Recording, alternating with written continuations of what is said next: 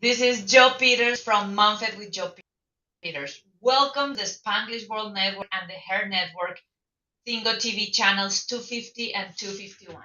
Remember to download the app.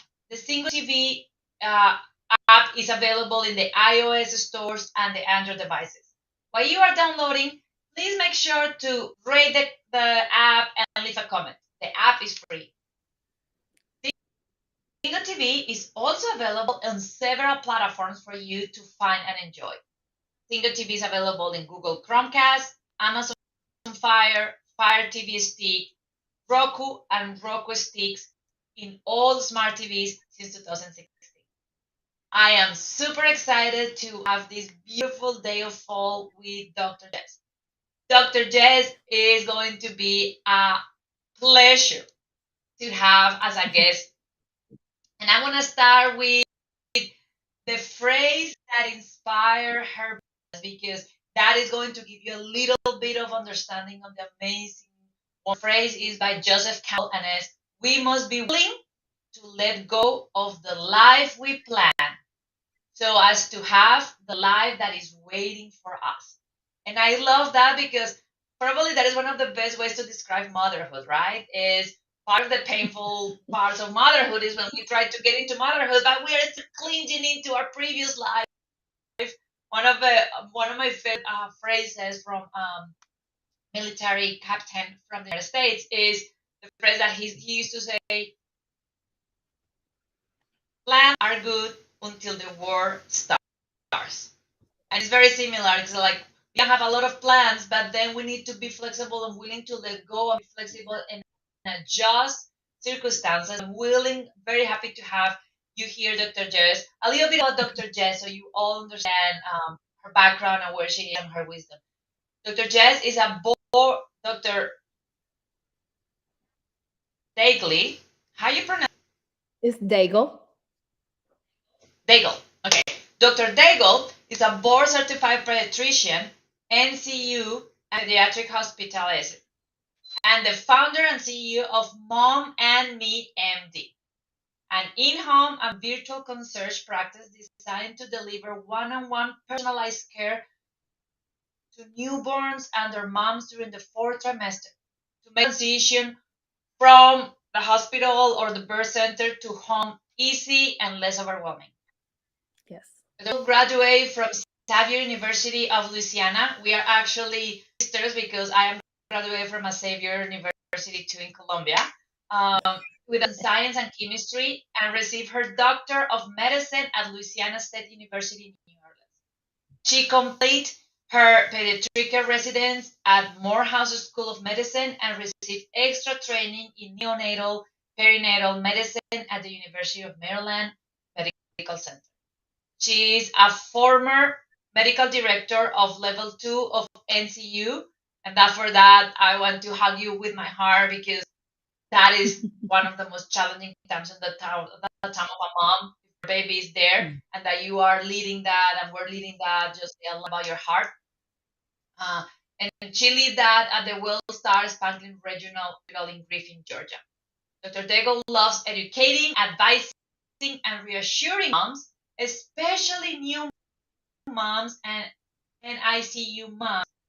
And she believes that moms and their babies should thrive, not simply survive their fourth trimester and beyond. And for that, I know we are going to have a fantastic time together because we are very aligned on that. And that is what MomFit is about, is creating that support preventively in pregnancy, but then in the postpartum of doesn't have Yeah, to be as hard as we think as it should that's be. right. So please welcome, and I would love for you to share a little bit about your story, who you are, and we will go from there. Okay.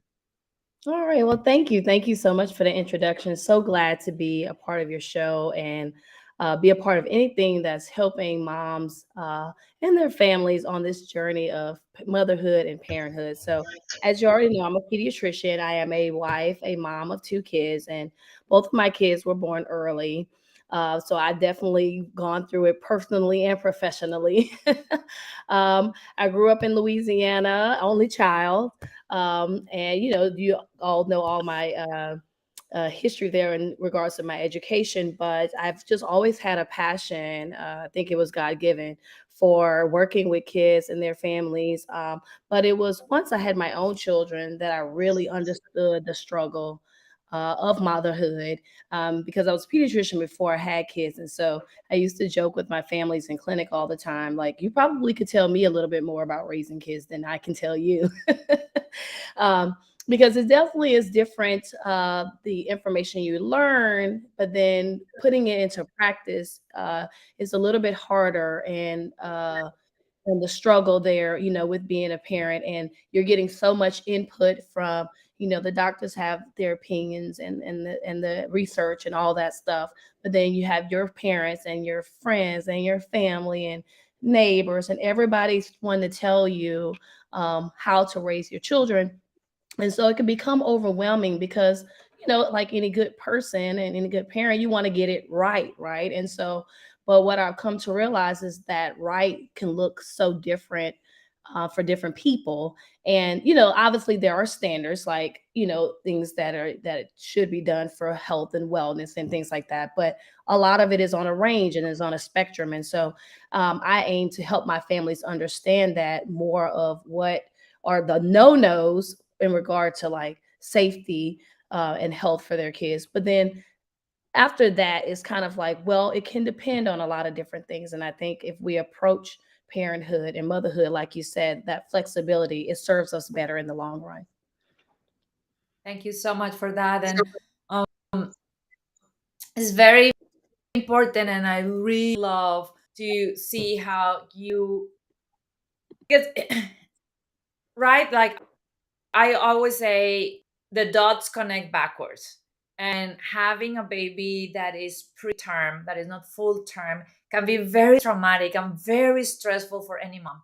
And that Yes. you took that and actually transformed that, instead of just going through the trauma and move on, but you transform that into something that ignite you to be willing to help others into understanding something very, very beautiful. And I agree with you. The part of the flexibility and is part of what we both are doing is trying to bring some more awareness of what is normal and what is natural, because it is Yeah. different, right? Like there is a lot of Yeah. time that we assume that everything around motherhood is natural, and then because Yeah. it's natural, it should come up easy. But then we almost never understand what is normal and what is natural.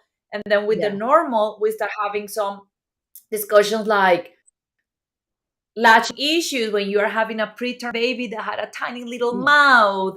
And if your baby's in the NCU and you want to breathe, how you can make sure that you protect your supply and work with your Yes. team to make that happen. Yes. So I'm so happy, so grateful to have you here. One of the things that I want to start with is the theme, the topic of this call.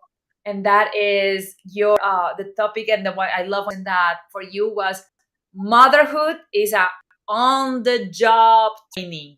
And that hit really close to my heart, because in my previous life I was an executive for Fortune 100 companies. So I really know how important it is to have like that mix of the training and then on the job training to have uh, a successful approach. So why we don't talk a little bit about that? What do you mean with motherhood is in the job training? So it's like you said, and it's funny how you talked about having a job. With most things in life, like even say me being a doctor, I had to go and learn some information, and then I had to be tested on it, and to make sure I qualified, I had enough of an understanding to be able to go out and take care of babies. And even then, I still had supervision. So that's like in residency when they're watching you, to make sure you're going to do it right. You still have that oversight, right? Like to make sure you're not going to get it 100% wrong or crash and burn. Well, when you have a child, that is it. Like you are given the title mom. No, no one is gonna like see if you're qualified, if you're capable. They're not going back and do the history and seeing like, what have you learned, what do you know. Let's see if you know how to change a diaper, let's see if you know how to hold a bottle. None of these things. And so you're learning as you go. And so even with all of the preparation of, you can read what to expect when you're expecting, and there are lots of books and things out there, definitely, that can give you information. It's still as you go. And I think if people understand that, it takes the pressure off. Like you like you have to know something right now. Like, I had a mom in the hospital I was seeing, and she was first time mom, and she was learning how to breastfeed, and I think the baby slept a little bit longer than we probably would have liked, you know and she was so upset about it. Like, I didn't know, I should have like tried to stir him up. And I was like, why would you know that? Like, where have you learned something? Did you go to school somewhere where they said, hey, this is what you're supposed to do, and then you didn't do it? And then she thought about it, like, no, you that's why you have help along the way. You're learning as you go, and you're going to keep putting a little bit of information and add it to your arsenal. Even me as a pediatrician, I'm still learning, and I've learned a lot. I'm learning from people who are not pediatricians, who are doing things. I have a toddler. I follow this group on Instagram, and they're teaching you how to deal with your toddler ways. And I'm like, this is some really good stuff, because we don't even learn a lot of that type of stuff, even as a pediatricians, like in training. Even for me, it's on the job training. That's why we have continuing medical education. Like, is more information is always available, and you're having to take it and sift through it and decide what applies to you and what doesn't apply to you. And so if moms understand that, it takes that pressure off of, it's not a finite moment. You are a mother forever. Your child is growing every day. They're different when they're 1 day old than when they're 1 month old than when they're 1 year old, right? So that's really where that comes from. Good. I love that. And actually, you make me remember, I saw a clip that was beautiful a few weeks ago of they were in a seminar about parenthood. And then one mom was in tears because she realized that she was not doing something for the benefit of her baby. And then the speaker was like, okay, tell me, how much time do you think that you have to correct what you now realize that you were not doing right? Because what you were saying is that on the job training, so you learn as you go. So before today, yesterday, you didn't knew this, so you literally were doing what you thought was the best. Now you Yeah. know, how long you think that you have? And then mom in tears was like, I don't know, until he's 12, 13. And then the speaker was like, the human brain develops completely at age between 23 and 25 years old. And that means that you have until that time to actually keep nourishing, keep teaching, keep helping your kids and giving them skills. And when you were saying that dots connect, and I think that every mom should know that, because it's not that pressure of what I did with my baby at 6 months old, I screw up and then it's done. I just screw Yeah. him up for the rest of his life. Is Yeah. I learn better, and I have another 25 years to keep working on adding and repairing that I did when I didn't have any other information about what is good. One thing that I love, and my deep desire, is that I need to say this because I'm gonna be struggling with this in my mind all the time. I found an article that says, because I'm a little bit of a feminist, that normally male doctors are called doctor and their last name, but normally female doctors are called doctor and their first name. And there was a lot of hypothesis on that. And I agree that they should be all, both on their doctor and their last name. And I Hmm. want to ask you for a free pass because English is not my first language. So if I try to call you doctor and your last name, I'm gonna be struggling the entire interview. Daggle? No, I like Is going by Daggle? Dr. Jess, actually. No, it's Daigle, but I like going by Dr. Jess. And the interesting thing about that is, it would be interesting to ask if the women said that, because I feel like as women we tend to be a little bit more relaxed anyway. So like, like that casual. So that's why I go by that, because I am more of a personable person and casual. So that's why I ask people to address me as that. But like in a clinic setting, when I'm at work, people do call me by Dr. Daigle. But when I'm dealing with like my own clients for my business and on here, I do like to go by Dr. Jess. Thank you so much. And the article was actually a female doctor that was receiving awards with many other doctors. And then the Okay. article was her seeing the difference when in a official Yeah. scenario, all the all the male doctors were doctor last name, and then when they went to Yeah. her, it was doctor and her first name, and she was like, "Huh, this is Yeah. interesting." But Yeah, okay, it Dr. is Yes, interesting. thank you for clearing the air because I was coming in the back of my head and I'm Oh like, yeah, no, "Oh, no this is going problem to here. bother me." So, okay, No, yeah, you're good. Dr. Jess. So one of the things that I would love to have, and this is one of my dreams, is that every mom in the United States, every mom in the world, have access to a pediatrician like you. Because Oh, well, thank one of you. the beautiful things and the things that I love on what you're saying is we as moms need a team. And that team absolutely include a pediatrician and include other people in the team that had expertise on things Yes, pediatrician doesn't uh, gain in their medical school. So things like a lactation consultant for breastfeeding, like yes, you know some, but you are an yes, expert on breastfeeding. So things like that. And I love what you were saying because that showed that you are aware of that and you keep learning and you keep adding things like, oh, this is interesting. I learned this in medical school, but it's helping me. And yes, I will love that so much because there is so many times that unfortunately moms hit with a pediatrician that doesn't have that approach and nope, don't disclose fully that they don't have yeah, all the information. So there are moms yeah, that are taking advice and are taking approach in their kid life based on the pediatrician personal experience, not based on medical things. yeah, So that is my goal, that we get to a point that every pediatrician is like you, understanding that and having a devotion for keep learning and keep having that holistic team and yeah. preparing for the best experience for the moms. Now, I have one thing that I would love to have your thoughts, and that Okay, is what is the balance for, because right now they are watching us all over the world, and mainly my audience are pregnant women and new moms.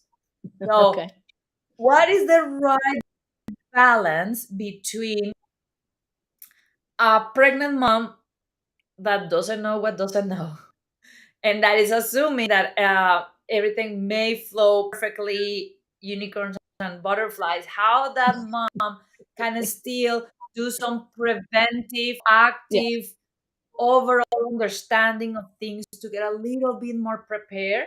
That is part A. And then part B, how a mom that have their baby preterm or full term, but is facing both curves in the way that the relationship with their baby is coming, that is probably different than what they were expecting. What are some of the things that they could do in the middle of the exhaustion, of the sleep deprivation, to actually figure out a way to help themselves and help their family? okay. So you have two questions. So your question is what preparing when you're pregnant, but also like if you are a person that has had your baby early, how to deal with that, or if you know that you're going to have a baby early, like that too. Okay. So um for we have a world of a lot of access to information, right? We have a lot of access to information via Google, and so that's a double-edged sword, right? So the more information you have, you can choose to feel empowered, but that can also make you feel more overwhelmed, right? Because then the more you know, then you will worry about more. So that's where that whole phrase is ignorance is bliss, because if you don't know not to worry about it, then you're not worried, correct? But you're right, it is a balance, and it is something where you're going to teeter on each side. And so Overwhelm will happen. You will be overwhelmed at some point in your journey as a parent, as a mom, because of the fact that there is information and we know that bad things can happen, right? So then it becomes, how do I deal with things that are overwhelming, right? How, what are the tools, what are steps I can take to calm myself, get myself back focused so I don't teeter into the anxiety and the depression because of these things that are not out of my control, that are out of my control, I mean. So it's the first thing is just knowing that things can happen. And if anybody watching were to think right now, you probably can think right now of one thing that has happened probably today that you didn't plan for, or yesterday, or this week. Right? Okay, and then you can think, okay, how did I decide to deal with that? And so it's the same thing with pregnancy. Like, it's knowing that having a baby is a wonderful thing, but things can happen. You cannot know that the baby might have a heart defect, or they may come early. And so then it becomes the choice to say, you know what, I'm going to empower myself to say, I'm not going to, it's a decision. I am going to decide not to let this incident take me out or take me over. I'm going to do what I can, which is I can strive to understand what is happening. I can strive to understand what my choices are in light of this new thing. For example, so if you do have a baby that's being born early, you can't change the fact that your baby was born at 31 weeks. Like for me, my son was born at 31 weeks. Okay. But I can say, hey, what does that mean for my baby? I can say, this is my baby. I'm going to make sure that I talk to the doctor. I'm going to make sure that they explain to me what I need to understand. I'm going to understand what resources I need are at my disposal. You can flip that and be the assertive person of getting the help that you need, getting the information you need to make decisions that you need to make. Because the reality is, it has happened. So you can't go back.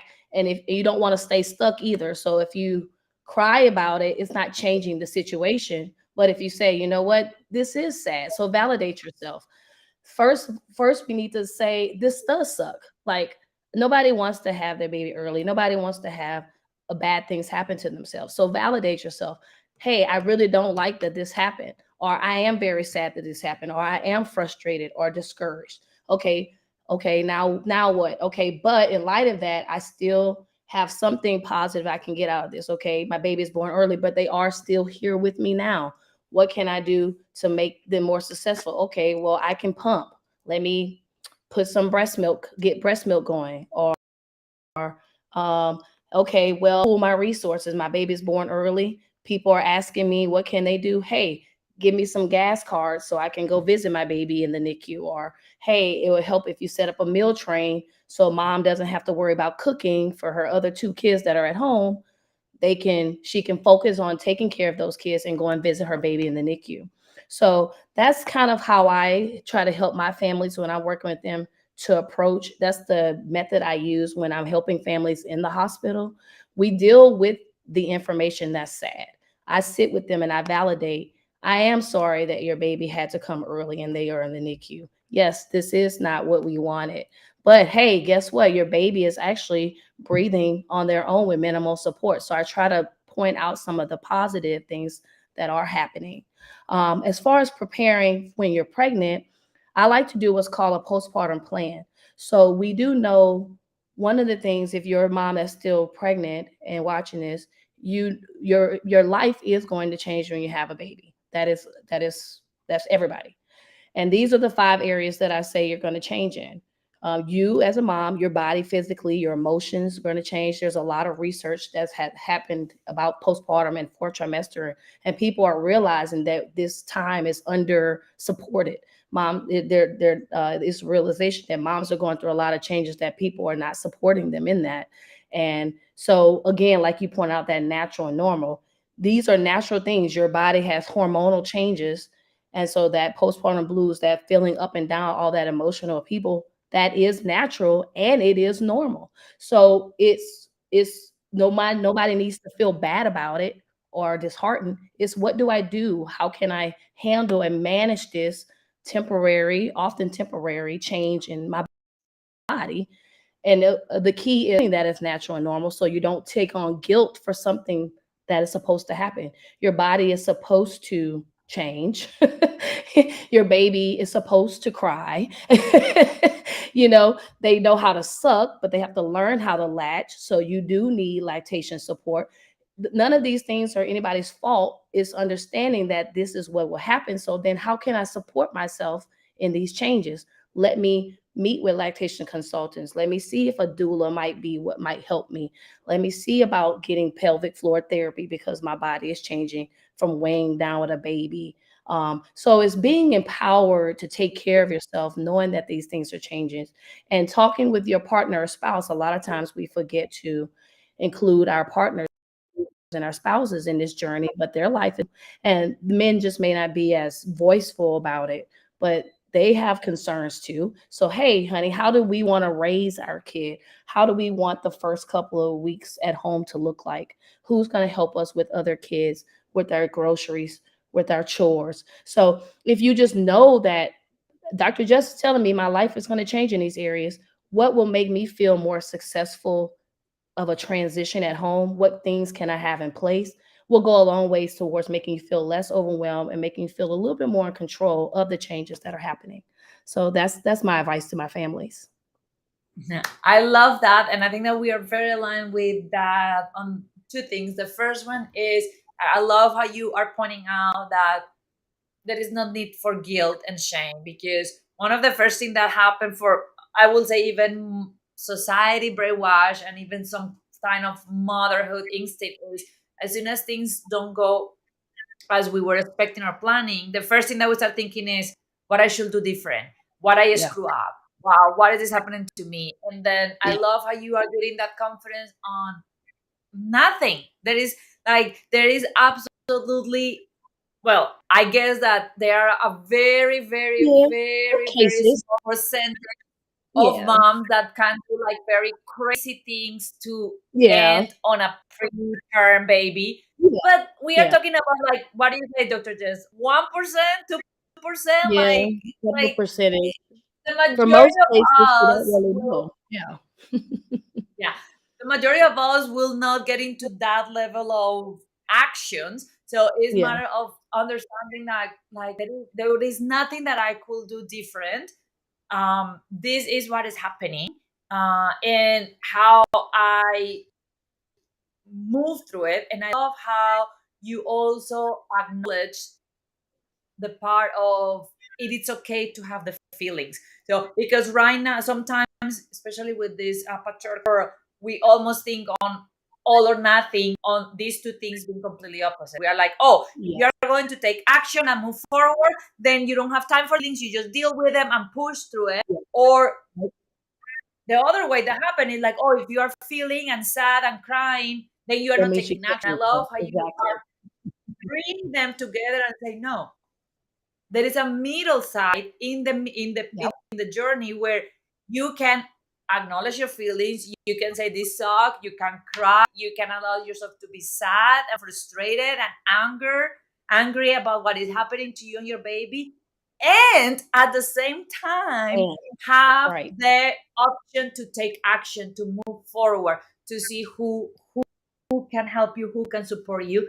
And I love how you are having that approach of being prepared ahead of time. I love what you were saying, like, who's going to do the groceries, who's going to do the dishes, because things that I've been seeing, and I know that this is your expertise in the fourth trimester, is it is a lot harder for us as moms think clearly and see multiple options in the fourth trimester, because Yeah. we are exhausted, we are Yep. sleep deprived, we are trying to figure out how and who's crying all the time. We normally, Yeah. majority of us, have some kind of issue either with the latching or with the baby digestion, all that. So Yep. if, in addition to all those things we're saying that are out of our control, we top the things that are in our control, then it's a lot easier to get overwhelmed. So I love how you are saying, hey, you are going to have a lot of things of your control in the fourth trimester. Let's gonna take all these things that you can control out of the fourth trimester, and let's gonna walk through them, prepare for them, talk about them during your pregnancy. Have you're saying with the partner, talk with the partner. Hey, what is important for me? Like actually, I was talking with a client earlier because she was about her baby shower, and she was talking with me about her baby shower and what she wants to talk. And one of the things that I'm starting to create a movement is I think that moms should have both a baby shower but also a mom shower. Yep. And then we were talking about that, and I was saying like, to be honest with you, what are the things that the baby needs? Well, like, to be honest with you, the baby don't need much. The baby need Nope. diapers, maybe a bottle, Yep. maybe a pump. What you Yep. and the baby need is Yep. postpartum doula hours that they can Yep. give you, a Yeah. postpartum massage, a lactation consultant. Now that Yeah. you are pregnant, you can have a little bit of idea, and then after the fact, if anything happen, you have that some Yes. consultation and some gift to have a couple of hours with Dr. Jess when you are pregnant. Yeah. So, and then she was like, "Wow, I never thought about that." And I'm like, "We don't." So we end having like this party with a lot of clothes and a lot of toys that the babies don't even uh, enjoy, and we miss an opportunity to actually have meaningful gifts Yes. and actions that will actually Yes. impact that Meaningful. I fourth love that. trimester in the life of, I love that. Meaningful. I love that yeah, you said that. and the love Yeah. on the, yeah. So I love what you say, because and every mom is, I love how you are being aware and acknowledging that every mom is different. So for me, a big deal can be a dirty kitchen. And then for you, a dirty kitchen can be okay, but laundry can be a big deal. So it's a matter of saying like, Yep. okay, this is my priority. And then the other thing that I normally do with my clients is create a list of how you can help when the baby arrives. And I ask them, don't wait until the baby arrives, because if Nope. you are tired with the baby and getting overwhelmed and somebody come and say how I can help, you're going to be like, I'm so tired, I don't have time to think about how you can help. Yeah. So what we end saying is, it's okay, we are good. So create a list, That's and then true. when people ask, you are if simply bring the list and say, "Oh, you want to help, here, this is the list, pick something from this list and that will help." So I love how Yes. you are empowering in that. One thing that I want to ask you is, on terms of preparing for birth, preparing for that fourth trimester, and I want, because you're a doctor, I want you to share with me your thoughts on the three pillars, like physically, mentally, and emotionally, how we can get into that empowerment that you want for all the mamas in the world of Okay. saying, okay, this is what is in my control, this is what I can do, and Mm-hmm. then this is how I can activate the people around me to support me in that Yeah. journey, to try to get the plan that I have, and also have plan B and C if anything Yeah. happens out of what I was Yes. expecting. Yes. Okay. So physically, depending on if you either have your baby vaginally or via C-section. And so then with that, you'll have healing that'll have to take place. So, there'll be all the things that you'll need, like tangible things like mesh panties and like pads and peri bottles for rinsing and things like that and managing your pain. And I always tell my parents, don't wait till your pain is a 10 before you ask for something to take your pain down. If you're feeling uncomfortable around pain level 5 or 6, that's actually the time to take something. So your threshold is a little bit lower. It's much better to go from a 5 to a 1 than trying to get from a 10 pain level to a 1. That's going to be a little bit harder to achieve. So I always advise people to do things that soothe them a little bit more on the front end to make their healing a little bit better on the back end. And so a lot of times when you're at the hospital, your OB will be giving you information about how they want you to care for themselves and on whether you're vaginal or C-section, if you've had to have repairs and all those things. So that's not too much stuff to worry about, but definitely having a peri bottle for rinsing, and heating things for heating and healing and cooling and things like that. And even more so physically with that for breastfeeding. So having pads and things like lanolin cream for your nipples, and healing cooling gel pads. And a lot of these things are like, if you go to Amazon, and I'm not being paid to say any of these are just things I've given to people. I like they have a lot of little postpartum little kits that are available. I think the Frida Baby makes a nice one, and I've gifted that to people.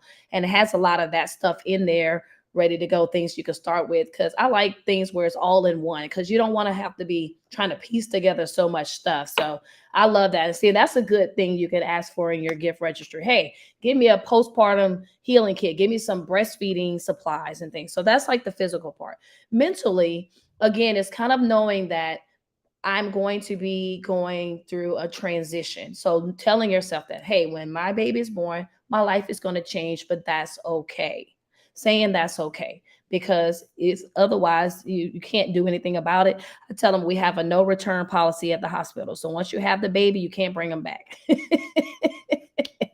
So you have to manage, okay? But but the thing that shouldn't feel make you feel empowered is millions of women have done it, okay, before you. So that should encourage you, because if it was not possible, we would not have children. We would not be doing this. We would have stopped a long time ago. We would have gave up and say, you know what, this is not for people. We should not be doing this. But since we keep having kids, that means it's possible, it's doable, with the right support, with the right information, with the right attitude. And so mentally it's saying, hey, there are going to be changes. If you know that you are predisposed to depression, anxiety, you can actually start therapy now. As soon as you find out you're pregnant, if you're somebody that's already on something, you don't have to wait till the baby is born. You can be working through, because you're already going to be going through some changes while you're pregnant. Actually, your body's changing, your emotions, your hormones, everything starts to change. So baby is starting to grow inside of you. So you can already actually be helping yourself to start working on coping mechanisms. So when your baby comes, you're actually already a well-oiled machine at it, right? And then along with that is, like you said, that part of that planning, I like to tell my families to have what I call a 911 crew. So that's like your group of people. So, we call 911 in emergencies. That's like, we know that they're going to help us, and they're going to come ready. They know what to bring. They know what we need. Have these people that are going to be, it could be comprised of family, friends. It could be your pediatrician, your doula, your partner, your spouse, a friend, lactation consultant. Like you said, it's a team of people that you will need. And it's one of those things, like, it's better to have something and not need it than need it and not have it. So you can have your group of people on standby. It doesn't mean that you'll necessarily need them, but if you need them, like you say, the mental part of having to figure out who you can call, you've already done that work. So you can say, nope, we said when we needed help with lactation, we were calling Stacy or Dr. Jess, because I've actually become a lactation consultant myself, because we didn't learn that in training. I was like, I want to become lactation because I want to be able to help my families. But this is who I can call. Or, okay, I'm having some issues with my bladder leaking. Oh wait, I already have looked into a pelvic floor therapist, somebody that can help me with strengthening those core muscles. One of my colleagues as OBGYN, but she helps women through back pain issues, specialty. And so she even helps women while they're pregnant. So if you're already somebody that's dealing with issues with pain, chiropractors, there are different people that can help you while you're pregnant. You can continue a lot of those services after you had the baby. So again, it's that whole self-care thing that came up, right? My friend had a good definition of self-care is as taking stock of your needs moment to moment and meeting those needs. So if like you said, do a kind of a self-reflection. Okay, I'm pregnant right now. What are the things that matter to me in my life? For me, what'll matter for my baby, for my spouse, for my home? And then what are things that I can set in place?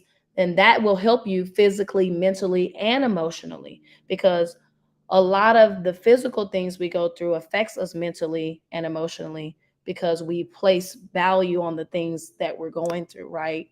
And so your therapist, your counselor, having all these people lined up, like, you can say, you know what, I'm going to make an appointment to talk with my counselor the first week after my baby is born so they could check in with me and see how I'm doing, how I'm adjusting. And that's why I started Mom and Me, because I want to do that for my family's weekly check-in, because you have the baby, the pediatrician office, they're rushing you, because they're trying to see 60 people. And then your OB don't really see you for a few weeks. What's happening to our moms those first 4 to 5 weeks? They're drowning a lot of times. So you need that check-in, that mental, somebody just to say, hey, how are you dealing with the transitions? And because you're right, we tend to just brush things off, especially in this society where women already feel a pressure to have it all together. Then when there's any challenge to that persona, even which is nothing like motherhood to challenge your thoughts about yourself, right? That's like a real reality check, okay? So, you're then even more so, you just like, I'm in it. And you're right, because we hear stories of people suffering through it and not talking about how to empower themselves through it. We think that that is natural and normal to suffer, but that part is not the natural normal we want. While it may be natural that you're going through changes, we do not want you to accept that you need to suffer. You can be supported, you can have the help that you need, and it not make you be weak, but actually make you be stronger, because your baby is going to do as well as you do. And in line with that whole looking forward, there have been studies that have shown that how mom's mental state during that time, there's research that shows that it does impact babies and kids well-being. So it does do us all a good service to and help our moms in their pregnancy, in their postpartum journey, because this is setting the stage for emotional well-being for their kids and themselves moving forward, right? Because however you mean to do something now is how you'll keep doing it. So if you establish healthy behaviors and tools for dealing with difficulty and stresses in your life, then you can keep up that as you parent and as your kids grow up as well. And so all of that kind of ties together. I love that. And one of the things that I want to reinforce on what you were saying about having that 911 list that I love is we all have different personalities, Yep. and all our team and the providers also have different personalities. And I shared this a lot of times in the show about I had an issue with my meal. My meal didn't came until like 10 days after. So my baby was not gaining weight.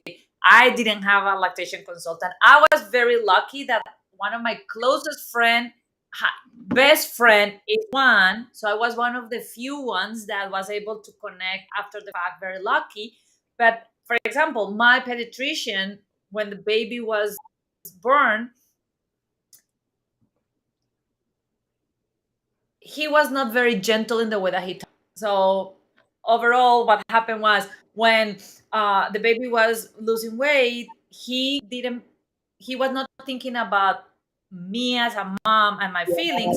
He was thinking on the baby. So that first appointment, he was very rushing to almost telling me that the baby was having, and was Yeah. very traumatic for me. So the other thing that is important on what Dr. Jess is saying about the 911 list is allow yourself to interview and meet a couple of providers. It's not just like, oh, Yeah. I have a pediatrician, lactation. Like, meet them and make sure that you resonate with them, that the values are aligned, that the energy is aligned. Because Love when you're in the this. fourth trimester, you are so vulnerable. Last thing that you want is having somebody that is trying to support you that is completely an opposite and conflicted personality than yours. You Yes. actually need people that surround you with their arms and that you feel care and love. That's why you Yes. it's very smart, like Dr. Jill was saying, do that work before. So you Yeah. have let's gonna say that you find out at 2, you have at least 6 months to just meet with people and say, yeah, really like Dr. Jess, she's going to be in my team. I meet this lactation Yep. consultant. I'm not sure about her. I'm gonna find another one. So Yeah. I love, love, love I that. love Yes. that. And then the other thing that I love, and I want to, as we start closing out the show, that I want your opinion is the part on we don't have to suffer. and that is very powerful, because I love with your research and your understanding is, I was talking with a mom and she was telling me that is that society perspective of, oh, selfless love. So I am Yeah. sacrificing myself, I am suffering because of my kids. And I was like, you are really not doing anything good for them, because what you are doing is teaching them to not care about themselves. You are Yeah. teaching them to not have self care. You are teaching them to not have boundaries. So at the end, when they are 30, 40 years, they are going to behave exactly like you, and it's going to be an ending cycle. So, with that being said, Dr. Jess, I will love if you share your top two advices for moms that are preparing to get into this on the job training, as we start closing up, and then that you also share how moms can reach out to you, because I know that you also have the option to have virtual support, so you will be Yeah. available to anybody in the world. So we're gonna share about what is like your last two advices for these moms that are preparing to change their life and have this on the job training, and then how they can reach out to you. Okay, so my top two tips as you're preparing to have a kid is to be have a plan for things that you would like ideally, but to remind yourself that plans can change, and so flexibility will serve me as well. That's like my first tip. Be like, you know what? I'll have preferences, but I will commit to myself to be flexible in these preferences. Okay. And the second thing is to know that guilt does not serve you. Okay. Grace does. And so, with anything, I, even me as a pediatrician, I'm always reassessing. I'd let my kid go to this party and she got hand, foot, and mouth. Oh, I feel bad that she got sick. The reality is, it could have happened at school. It can happen, if we went to church, things, kids will get sick. So I have taken away the guilt of that from myself. I'm going to still care for her because she's my child. So guilt doesn't serve us, grace does. If there's a different decision to make, then make it and then move forward, because there's more where that's going to come from. And if people want to follow me, they can follow me on Instagram at momandme_MD. I do have a link on that page where they can sign up. They can do a free meet and greet, kind of like what you said. Hey, let's meet and see if we would even gel, like how I can help you and what your vision is for you and your family. And that's the best any of us can do. And nobody has all the answers. We're all learning as we go, even me. Thank you so much. And I love that. And I love that first tip on saying, I have a plan. And I love how you put it, because it's so powerful. You say, I commit to myself to be flexible, because that itself shows so much grace and self love and self care into, yeah, the plan is the plan, but I'm not going to give myself a hard time if the plan doesn't go as I was planning it. But I'm gonna commit to myself to know that I'm also flexible, and as more flexible I am, as less pain I'm gonna feel. When you were talking, I was Yeah. thinking about that image of trees and saying, in a storm, Yeah. the rigid trees are the ones that get the most damage, because if the Right. bigger That's true. rigidity is, when the wind start flipping, they don't have the flexibility. And if you ever saw Nope. a bamboo tree will flip close to the ground Yep. both ways, and then Yep. that flexibility I love that. allow the bamboo tree to actually survive any storm that happens. Yes. It's the same I for love us. that. So, everybody, Dr. Jess, thank you so much for a packed session of Mm. wisdom, of love, of care, of knowledge. And then for all of you, if you want to follow Dr. Jess, remember is me and mom under lash MD. Is that right? Mom and me, and that underscore MD. MD. Yep. Okay.